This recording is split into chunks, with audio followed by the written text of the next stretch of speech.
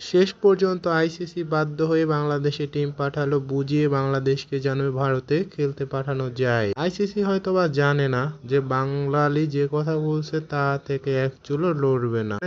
আমরা যদি ভাবি যে ক্রিকেটারদের নিরাপত্তার কথা, তাহলে তার হবে না। বাংলাদেশের সমর্থক বিশ্বের নানা প্রান্তে আছে, ভারতে আছে। সো সেখানেও তারা খেলা দেখতে যাবে। সো সেখানে যে বাংলাদেশি দর্শক যে হামলার শিকার হবে না, সেই নিরাপত্তা কে দিবে? সেই নিরাপত্তা কি আইসিসি দিতে পারবে?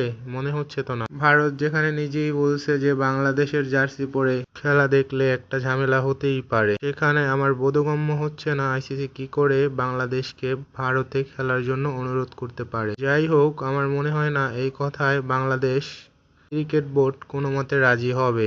এখানে যদি আপনি প্লেয়ারদের নিরাপত্তা শুধু দেখেন, তাহলে আপনি ভুল করবেন। আমরা সাধারণ জনগণও কিন্তু আছি, বাংলাদেশ থেকেও অনেক মানুষ যাবে বিশ্বকাপ খেলাটি দেখতে। এরকমের বহুত মানুষ আছে, তো তাদের নিরাপত্তা কে দিবে? সকলকে তো আর নিরাপত্তা দিয়ে রাখাটা তো আর ইন্ডিয়ার পক্ষে সম্ভব না, আমার যতটুকু মনে হচ্ছে। তাই আমার তরফ থেকে আমি মনে করি যে ভেন্যু হিসাবে আমাদের জন্য শ্রীলঙ্কাই বেস্ট। ভারত যতই দাদাগিরি, যতই যা করুক না কেন, ভারতে আমরা যাচ্ছি না, এতটুকু নিশ্চিত। এতটুক তো বোঝাই যাইতেছে, জল অনেক দূর গড়িয়ে গেছে, নয়তো আইসিসি টিম বাংলাদেশে আসতো না।